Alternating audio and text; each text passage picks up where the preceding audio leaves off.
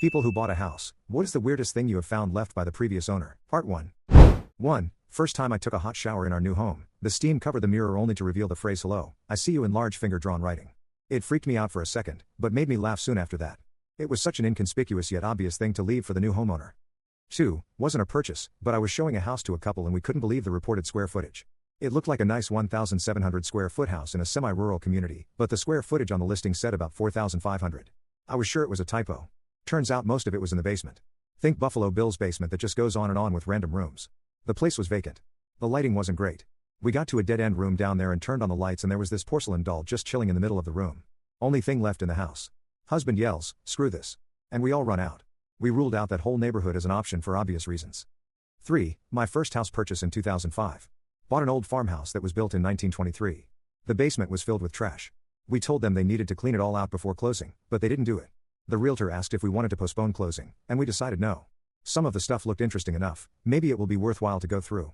Most of it was just junk. Then about halfway through, we were working our way from one end of the basement to the other because you could barely walk through.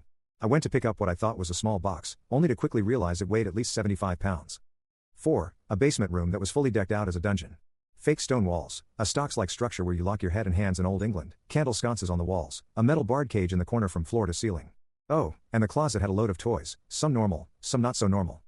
5. We bought a house being foreclosed on. We gave him an extra month after closing in 2000 to help with his move. Still had to have the sheriff come to remove him. Anywho, I was doing some cleanup and remodeling before we moved in.